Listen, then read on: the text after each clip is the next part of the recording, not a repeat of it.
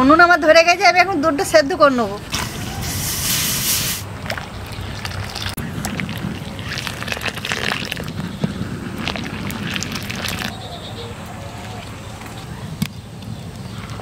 দুধ আমার সেদ্ধ হয়ে গেছে। ছানা বানানোর জন্য আমি 1 চামচ পাউডার দিয়ে দেবো। এই 2 কিলো দুধে আমি 1 চামচ মতো পাউডার দিয়ে দেবো।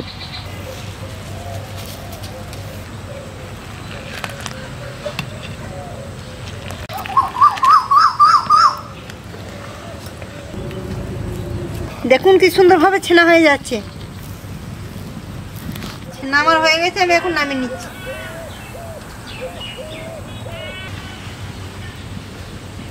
কাপড়টা দিয়ে দেবো, নিয়ে এর উপর ছানাটা ছাঁকবো, তাহলে আমার সুবিধা হবে।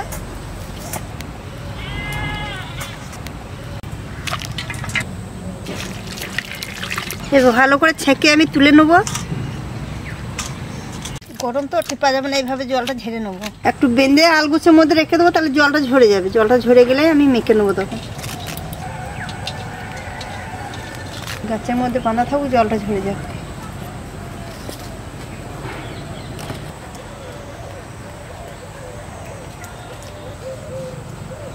ছানাটা আবার জুড়িয়ে গেছে, একটু জলটা টিপে ফেলে দিচ্ছি। তারপর আমি থালার মধ্যে ঢেলে নেব।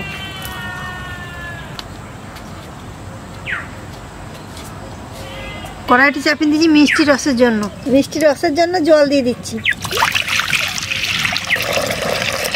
একটি বড় এলাচ ফাটিয়ে রসের মধ্যে ফেলে দিচ্ছি। এই বাটিটা 150 গ্রাম বাটি, 2 বাটি চিনি দেবো, 300 গ্রাম হবে মিষ্টি রসের জন্য। মিষ্টি রস হতে হতে আমি ছানাটাকে ভালো করে ছেনে নিই। বেশ অনেকটাই ছানা হয়ে গেছে। ছানাটা এখন আমি ছেনে নিই ভালো করে।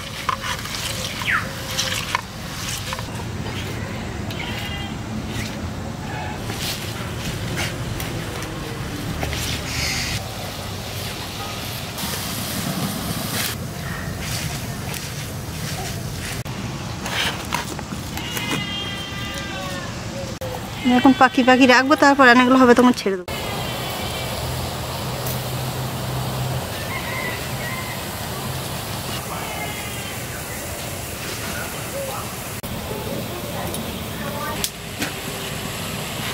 মিষ্টি দেখুন আমার পাকানো হয়ে গেছে, আমি এখন রসে ছাড়ছি।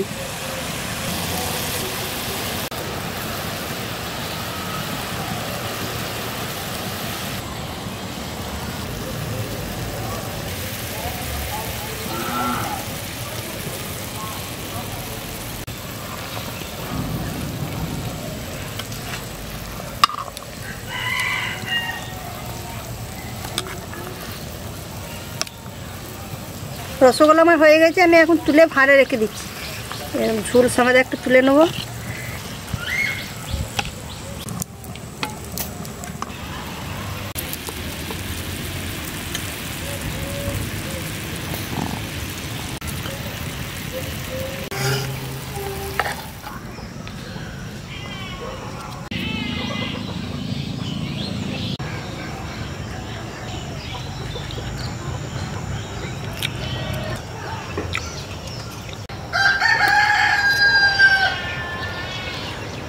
সত্যি রসগোল্লাটা খুব সুন্দর হয়েছে, একবারে দোকানের মতোই হয়েছে। আপনারা বাড়িতে বানিয়ে খাবেন, খেয়ে মন ভরে যাবে।